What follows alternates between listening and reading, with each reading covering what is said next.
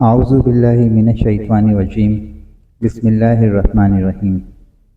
Crystal motivation پر آپ سب دوستوں کو السلام علیکم۔ چلتے ہیں آج کے قصے کی طرف۔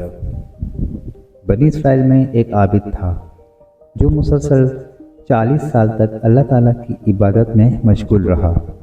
شیطان اور اس کے ساتھی اس عابد کو بہکانے میں ناکام رہے۔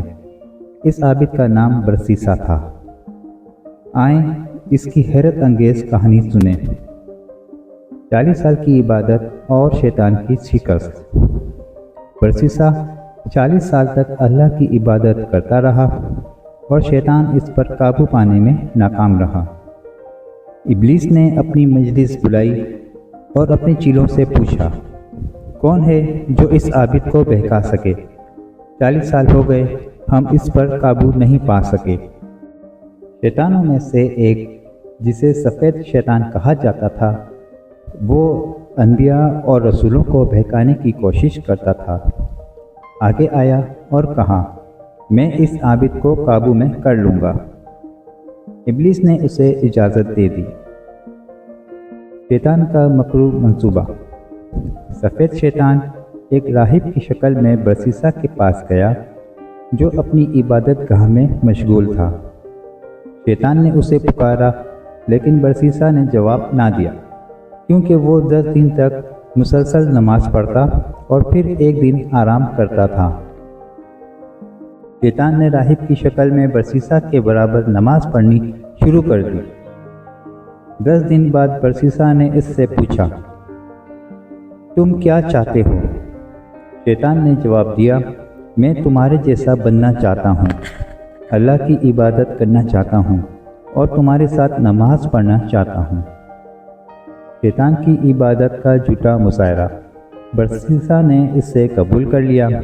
شیطان نے برسیسا کے ساتھ نماز پڑھنا شروع کی، یہاں تک کہ برسیسا نے اپنی عبادت بڑھا دی۔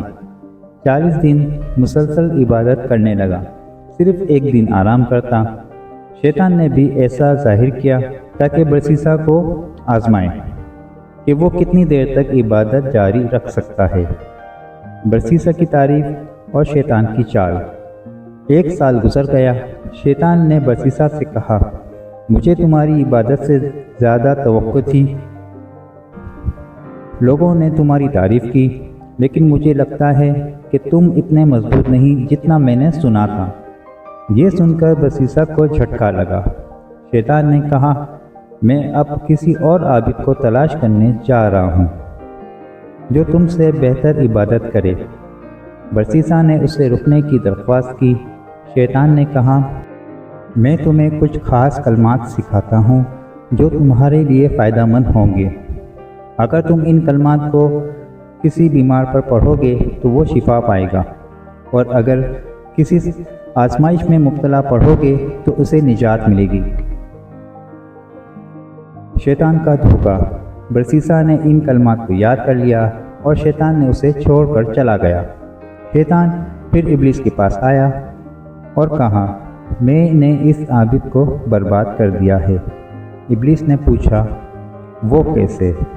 شیطان نے کہا، اب وہ اپنے عمل پر غرور کرے گا اور ان کلمات پر انحصار کرے گا جو میں نے اسے سکھائے ہیں۔ یہی غرور اور جھوٹی امیدیں انسان کو گمراہ کر سکتی ہیں۔ یہ کہانی ہمیں یہ سبق دیتی ہے کہ شیطان کی چالوں سے ہمیشہ محتاط رہنا چاہیے۔ غرور اور خود پرستی انسان کو ہلاکت کی طرف لے جا سکتی ہے۔ ہمیں ہر حال میں اللہ سے پناہ مانگنی چاہیے اور اپنی نیت کو خالص رکھنا چاہیے۔ امید کرتے ہیں کہ آپ کو آج کی کہانی پسند آئی ہوگی۔ پسند آئی ہو تو اسے زیادہ سے زیادہ شیئر کیجیے گا اور لائک کی بنا مت جائیے گا۔ اپنا بہت سارا خیال رکھیے گا۔ ملیں گے انشاءاللہ اگلی ویڈیو میں، تب تک کے لیے مجھے دیں اجازت۔ اللہ حافظ۔